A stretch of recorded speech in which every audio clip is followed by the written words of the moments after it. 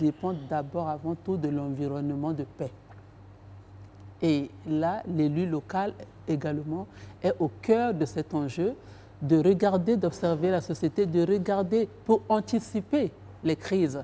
Parce qu'en Centrafrique, aujourd'hui, on n'a pas anticipé suffisamment. Et il n'y avait pas d'acteurs d'anticipation au niveau local. Or, la vie de chaque citoyen, dans le monde et en Afrique en particulier, se fait d'abord au niveau local. Et c'est cette perspective-là qui permettra de construire des nouvelles valeurs, des nouvelles cohésions, des nouveaux espoirs, et à partir des expériences locales des élus dans différents domaines, notamment l'éducation, notamment la santé, l'urbanisation, le partage de l'espace de vie, ça permettra à l'État central de venir regarder dans les différentes localités, les différents territoires, les expériences réussies grâce à l'initiative des acteurs locaux pour que ces expériences réussies puissent servir à l'État central de pouvoir impulser des nouvelles orientations de développement local, de développement du territoire qui vont contribuer à différentes échelles au développement de l'ensemble de la société africaine, du pays considéré. Donc, je pense que les élus en Afrique devraient prendre le temps de bien diagnostiquer les besoins, les attentes, de bien observer et de prendre des initiatives et de ne pas se décourager. Je sais que les moyens se raréfient, mais ces moyens ne sauraient être un prétexte à ne pas vraiment regarder et innover. Le mot, c'est innover. Merci beaucoup. J'avais insisté sur le développement rural. Le recteur Maïla nous a parlé du rôle essentiel de l'éducation. Vous nous parlez du rôle essentiel de l'information. Néanmoins, il nous faut trouver des emplois. Monsieur le professeur, monsieur le ministre. Je vais vous associer à Einstein qui a dit on ne va pas demander à ceux qui ont créé les problèmes de les résoudre. Tout à fait. Donc, on ne cherche pas à dissimuler que l'Occident a une large part de responsabilité de part du programme mal adapté au développement, une aide mal conçue, des erreurs répétées sur des décennies. Est-ce que ce n'est pas le tour aux Africains de proposer au monde occidental des solutions pour l'Afrique? Vous avez raison. En fait, j'ai toujours écrit que l'ère des lamentations et des accusations avec un doigt vers le passé est dépassée. L'Afrique doit aujourd'hui prendre ses responsabilités en faisant le bilan de son action depuis les années d'indépendance. Après 50 ans d'indépendance, 55 ans d'indépendance, il s'agit maintenant de faire le point sur notre action. Qu'est-ce qu'on a pu rectifier? Qu'est-ce qu'on a pu empirer? Où ça ne va pas bien? Et oser également l'autocritique et la prise en conscience de nos problèmes. En vérité, quand on parle de démographie dans le monde, on pense surtout à l'Afrique aussi, mais on pense à la jeunesse africaine.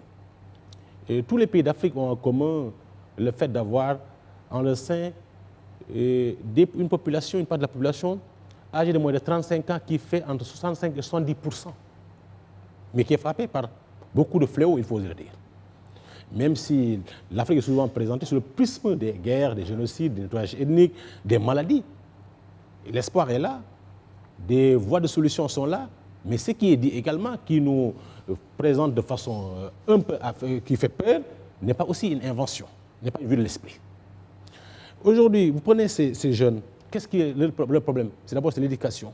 Ceux qui sont formés sont confrontés à l'employabilité. L'employabilité, on est formé, mais est-ce qu'il y a une articulation entre le contenu de la formation? On n'ose pas encore inventer notre système éducatif. On n'ose pas revoir le contenu classique de nos enseignements. C'est un problème. Mais ils sont aussi confrontés à quoi? L'oisiveté. Un écrivain disait que l'oisiveté est une épreuve. Mais j'ajoute, c'est une épreuve génératrice de dérives. Lesquelles dérives sont quoi? La violence. C'est la facilité d'être instrumentalisé par des hommes politiques qui veulent ensangler le pays en vue de s'imposer. Ce sont les djihadistes qui en font un terreau fertile. Si les jeunes ne se jettent pas au fond des océans en pensant que l'avenir se trouve ailleurs et non pas chez eux, et pourtant on peut le créer, on peut l'inventer chez nous. C'est que cette mauvaise perception de la jeunesse comme un problème qu'il faut résoudre est un mauvais paradigme. La jeunesse est une solution.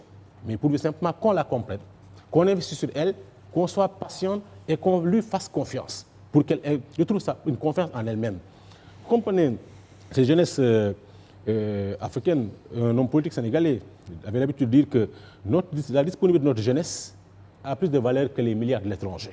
En ajoutant, dis-moi quelle jeunesse tu as, je te dirai quel peuple tu seras. Il y a une responsabilité réelle des hommes politiques dans la conscientisation, dans l'information, comme l'a dit Mme Montaigne. Mais si on sème une jeunesse désespérée, on sème une jeunesse qui pense qu'il faut qu'elle se jette en politique sur la base de jeunes instrumentalisés. Le président Amadou Toumani Touré disait au sommet France-Afrique de 2005 à Bamako que si les jeunes retrouvent la conscience leur permettant de refuser de prendre les armes, il n'y aura plus de guerre civile en Afrique. Mais qui a intérêt à le faire? Qui a intérêt à voir cette jeunesse s'émanciper, prendre ses responsabilités, faire face à l'avenir en sachant que la solution aux problèmes africains se trouve entre elles, chez elles et nulle part ailleurs.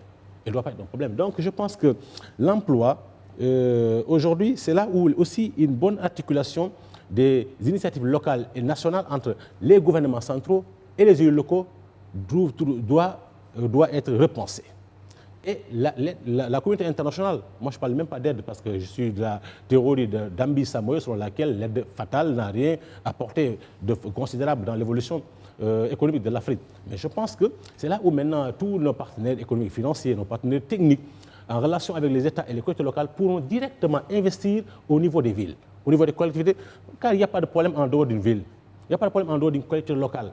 Mais pourquoi doit-on penser que c'est le niveau central qui doit planifier, au niveau central, un plan un peu indicatif qui va venir au niveau des villes, l'implanter? Non, il faut oser créer des structures à la base qui vont capter aussi bien des financements nationaux, des financements à partir des ressources propres de la commune et des recettes et des ressources venant des partenaires. Et chaque structure doit être articulée par rapport au contexte de la localité en question et voir où est-ce qu'on doit orienter la recherche d'emploi, la formation, la création d'emplois, mais que l'emploi ne soit pas dans une logique de caser du personnel. Et dans ce cas aussi, il faut qu'il y ait des garde-fous pour que le maire ne soit pas tenté d'en faire une utilisation politique ou clanique. Car aussi, il faut oser dire l'esprit clanique, l'esprit de camp, l'esprit d'exclusion a toujours été à la base de beaucoup de problèmes. Et j'ajoute encore que l'exclusion engendre l'explosion. Le problème de l'Afrique est aussi lié à cette question d'ethnicisme, à cette question d'exclusion, d'instrumentalisation des différences et des différences identitaires surtout, ce qui repose le problème de l'altérité. Et quand, bien entendu, quelqu'un ne voit pas son avenir dans les logiques de la République, dans les logiques de la démocratie, il ne peut faire recours qu'aux armes, qu'à la violence pour pouvoir exister dans sa propre nation, dans son propre pays. Je vous remercie beaucoup. En fait, sans le vouloir, vous venez de donner une définition au concept de bonne gouvernance. Oui. Et pour lutter contre cet apartheid social dont nous parlons tous, il s'agit aussi de pouvoir redistribuer les richesses de façon moins prédatrice. Madame Breckman, qu'avez-vous à nous dire sur ce sujet? Vous avez vécu cela sur place. Comment concevoir une création d'emplois? Comment envisager des projets qui massivement emploieraient la jeunesse?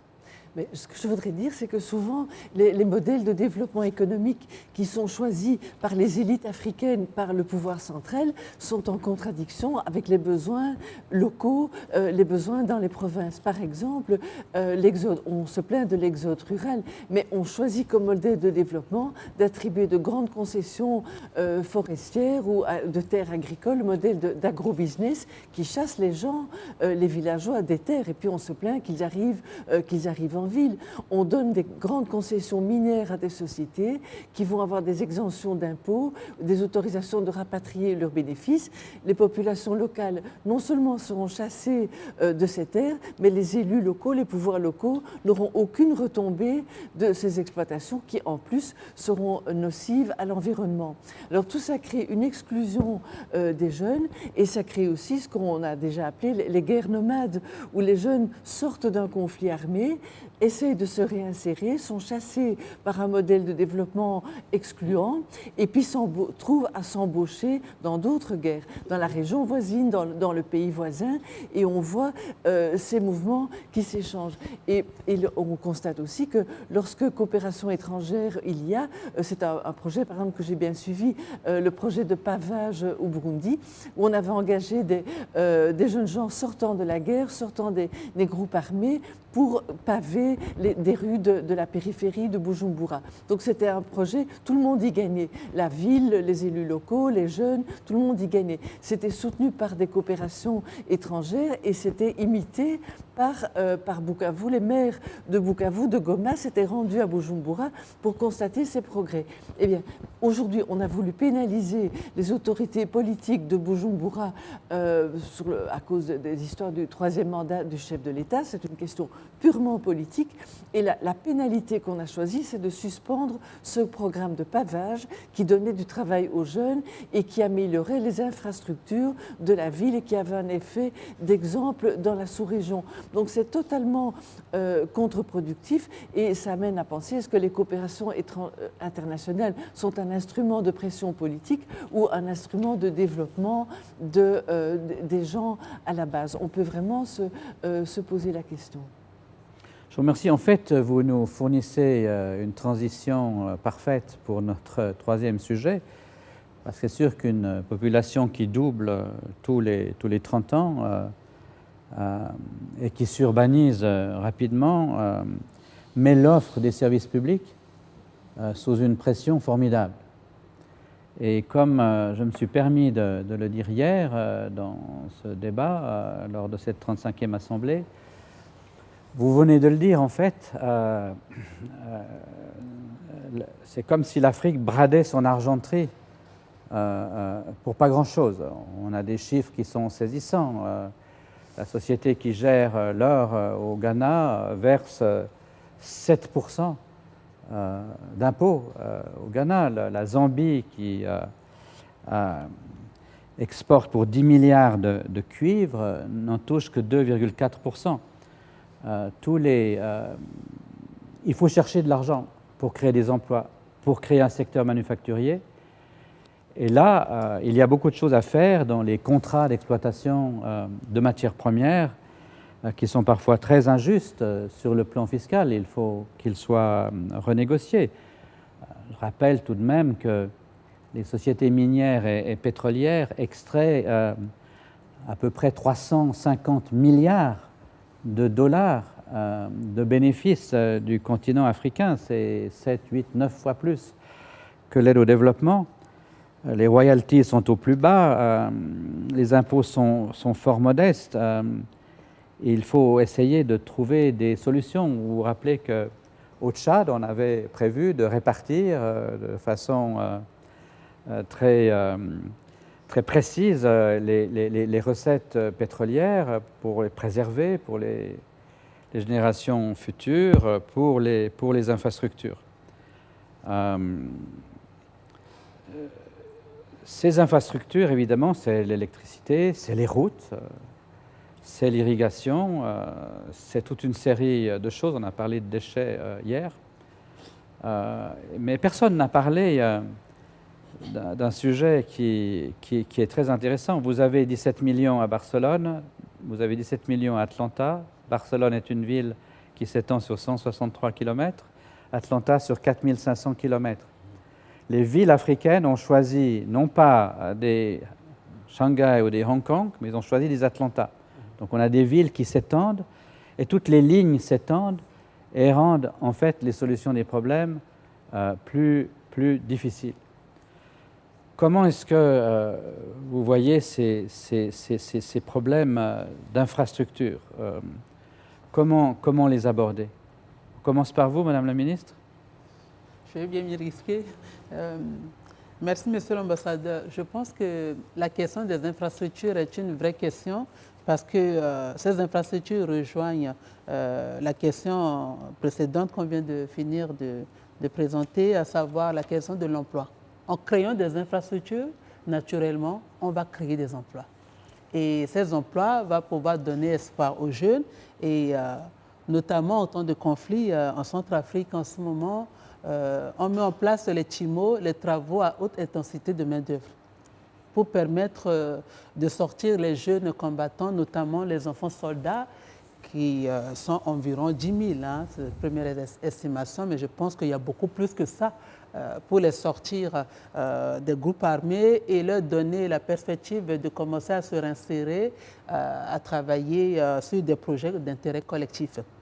Donc, c'est une question importante, mais comment faire pour qu'on puisse définir un modèle de développement des infrastructures? Parce qu'il ne suffit pas de développer des infrastructures. Il y a les enjeux de préservation de l'environnement, il y a des enjeux de protection, de gestion rationnelle des ressources demain, notamment l'eau. On a parlé récemment du bassin du lac Tchad, qui est un vrai sujet par rapport à la question géopolitique demain des pays frontaliers, comment ils vont faire pour alimenter le lac Tchad. L'Ubangui peut être concerné par ces questions. Donc, c'est très important de consulter les populations et les élus locaux sont au cœur de cette dynamique de démocratie participative pour pouvoir définir un projet collectif, notamment au niveau local, au niveau national, mais aussi au niveau de la sous-région, avec les pays voisins. Qu'est-ce qu'on peut donner comme coup de main aux voisins sans nous mettre en danger et permettre le vivre ensemble à l'échelle nationale ou internationale dans un environnement proche. Et là, je pense qu'en République centrafricaine, on a pu, dans le cadre de cette crise, innover sur la question des consultations populaires à la base. Et ces consultations populaires à la base que nous avons mises en place dans le cadre du processus de réconciliation pour reconstruire la paix et la cohésion sociale, on peut dire que c'est une nouvelle forme d'arbre à palabre africain qui a permis aux autorités locales, d'abord, avant d'élaborer cette stratégie pour parler des consultations populaires à la base, on a d'abord consulté les élus locaux. Le réseau des maires, des chefs de quartier, des chefs de groupe, des notables locaux, des femmes, des jeunes. On a consulté toutes ces personnes pour pouvoir définir la méthode, l'approche d'aller dans toutes les provinces de Centrafrique. Il y a 79 sous-préfectures qui ont été largement consultées et nous remercions les Nations Unies, la mission MINUSCA, qui a permis que par vol dans tout le territoire centrafricain, les gens puissent s'exprimer sur leur devenir. Et en l'occurrence, c'était la question de la paix et de la sécurité, mais c'est une question très importante pour construire, concevoir des infrastructures. Et ça pourra éviter les écueils qui ont été présentés ici, à savoir construire des agro-business et chasser les habitants des zones rurales pour s'étonner qu'ils prennent position dans les grandes villes pour avoir des villes étalées à tel point, une dimension qu'on ne peut pas structurer et réorganiser les choses, qui ne sont pas administrables.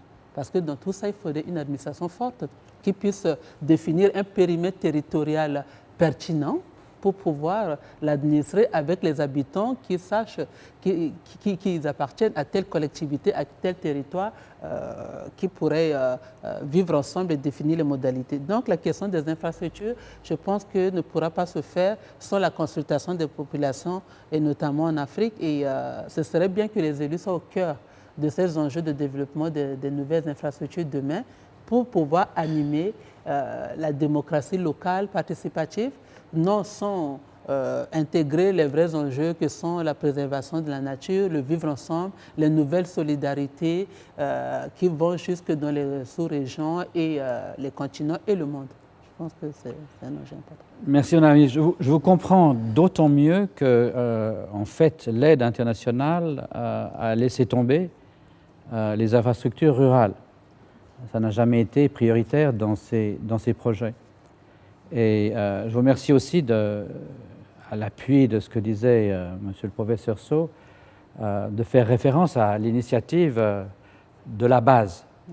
Néanmoins, si la planification peut venir de la base, les investissements, il faudra les trouver, et on va les trouver en Occident.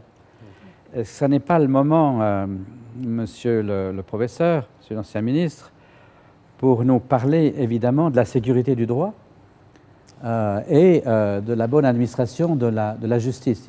C'est sûr que les investissements interviendront dans un pays, comme on le voit d'ailleurs aujourd'hui en Éthiopie, dans un pays dont on sait qu'il est, disons, politiquement géré de façon stable, pour s'exprimer pudiquement, oui. Mais cette stabilité politique est nécessaire à l'investissement, comme le respect de la règle de droit, comme la justice. Je rappelle que la BAD a dû quitter, pour Tunis, a dû quitter Abidjan suite à des décisions scandaleuses de justice. Et elle y est retournée maintenant avec le nouveau président Ouattara.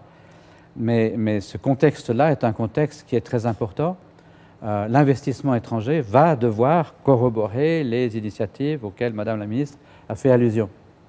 Vous avez raison, on ne peut pas jeter son investissement dans une zone à risque sur tous les plans. Et sans justice libre, indépendante et équitable, une bonne gouvernance qui n'est pas piégée par la corruption d'amont en aval, et bien entendu, le risque de génocide, le risque de nettoyage ethnique, de clivage identitaire, avec un coup d'État, avec des coups d'État qui font légion et qui sont devenus banalisés, je ne vois pas le seul homme d'affaires, le seul partenaire qui va venir investir, à moins que cela soit dans le cadre philanthropique d'aider au retour normal de la nation concernée par rapport au respect de ces règles. Maintenant, par ailleurs, je pense que cela nous a aussi coûté à l'Afrique beaucoup de retard en matière de modernisation de nos infrastructures. Je reviens d'abord là-dessus. Par exemple, si on prend...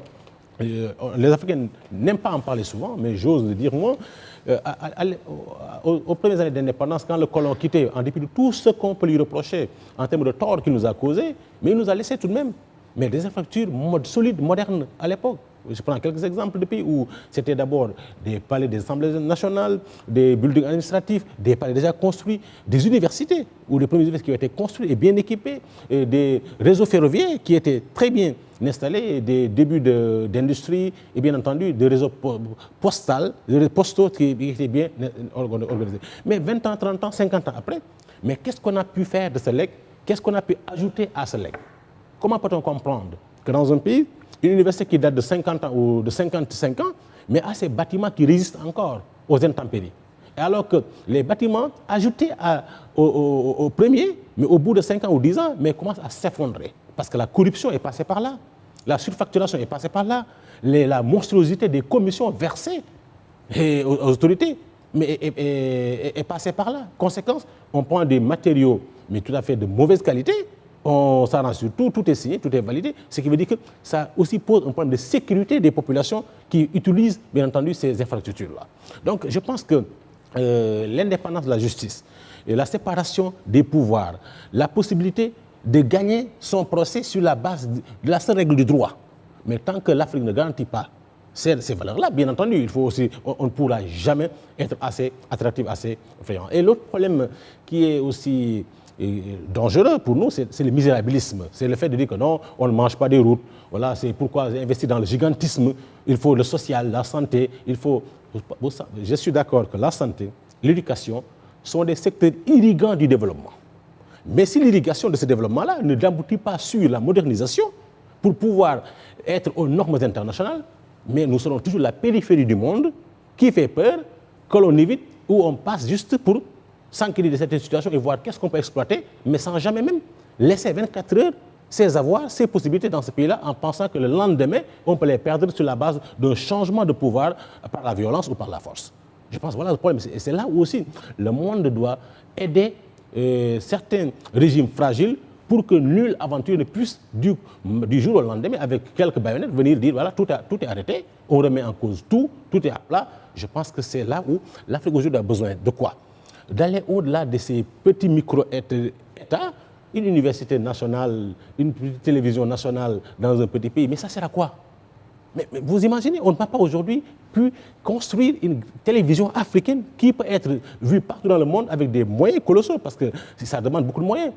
Pourquoi l'Afrique ne parvient pas à avoir aujourd'hui 3 grandes universités, mais bilingues, mais où les meilleurs Africains peuvent être formés avec des enseignants du monde entier, dans un monde globalisé? L'Afrique a besoin de ça. L'Afrique aujourd'hui a c'est quoi? Ces petites compagnies aériennes avec 2 avions ou 3 ou un avion qu'on loue ça et là, chaque jour des crashs, mais personne ne veut prendre ces avions-là. Conséquence, mais nous payons beaucoup plus pour les compagnies étrangères parce que nous n'utilisons pas les petites compagnies que nous avons, alors qu'on nous dit aujourd'hui, l'Afrique est passée et s'est effondrée, mais l'Afrique aurait dû avoir au moins 4-5 compagnies sous-régionales. Une compagnie de la CEMAC, une compagnie de l'UEMOA, une compagnie de la CEDEAO, mais avec des ressources assez consistantes qui nous permettront, mais au bout de quelques années, d'être comparés parmi les plus grandes compagnies nationales des pays développés. Au moins, quand même, un petit pays africain ne peut pas compétir avec Air France ou Lufthansa, mais quand même 10 ou 20 pays africains regroupés ensemble de façon sérieuse et rigoureuse peuvent quand même, au bout de 10 ans ou 15 ans, faire partie de ces plus grandes compagnies. Moi, je suis dans cette dynamique de dire que l'Afrique doit se rompre avec le misérabilisme, avoir de l'ambition et oser ses ambitions. Informer dans ces infrastructures aéroportuaires et portuaires. Car dans bien des pays aujourd'hui, si vous voyez bien comment nos ressources sont surexploitées, mais que faire? Parce qu'il nous faut aussi parfois céder, bien entendu, à cette pression pour pouvoir survivre, d'autant plus que nos économies, pour la plupart, sont extraverties. On dépend du coût du baril du pétrole, on dépend de l'aide au développement, on dépend de la dette. Là où nous avons quelques ressources, bien entendu, les conditions de l'exploitation nous sont défavorables car on n'a pas le choix. Je vous remercie beaucoup. Je crois qu'effectivement, vous avez le même problème que l'Europe a eu. Oui. C'est un problème d'échelle. Tout à fait. Et l'Afrique est fractionnée. Tout à fait. Et ce qui a une conséquence directe sur la taille de ces entreprises, effectivement. Est-ce que le professeur Mella aurait un bref commentaire avant qu'on ait le temps de passer à la conclusion? Oui, très bref. Moi, je voulais rebondir un peu sur ce qui a été dit pour dire qu'au fond, je crois qu'on ne peut plus envisager la question des infrastructures indépendamment de politiques publiques adaptées et ajustées. Regardez par exemple, et ça ajoute à la difficulté, des pays qui essayent de planifier leur infrastructure et puis soudainement vous avez des conflits et des guerres. Je pense aujourd'hui qu'à un pays comme le Kenya, la deuxième ville du Kenya est une ville de bidonville à cause de la guerre. Je pense à un pays comme le Liban, où en pleine reconstruction, où arrivent subitement 2 millions de réfugiés syriens sur une population de 4 millions d'habitants, avec en plus 500 000 réfugiés palestiniens. Donc la difficulté est là. Et effectivement, pour rebondir sur ce que disait Monsieur le ministre, il y a aussi un problème d'ajustement à toutes des rationalités, d'échelle, des constructions qui seraient véritablement des logiques croisées. On peut mutualiser les moyens. Et je pense aussi qu'il n'y a pas de politique d'infrastructure sans une politique de gouvernance sociale urbaine. On ne peut pas construire pour déconstruire. Construire le matériel pour déconstruire le lien social. Il faut des logiques de construction qui favorisent la solidarité, ce que nous appelons la mixité, et la démocratie participative et la démocratie locale dont a parlé Madame Montaigne. Madame Breckman. Oui, moi je voudrais citer l'exemple d'un pays dont on n'aurait jamais cru, voici 20 ans, qu'il pourrait jamais se relever. C'est le Rwanda.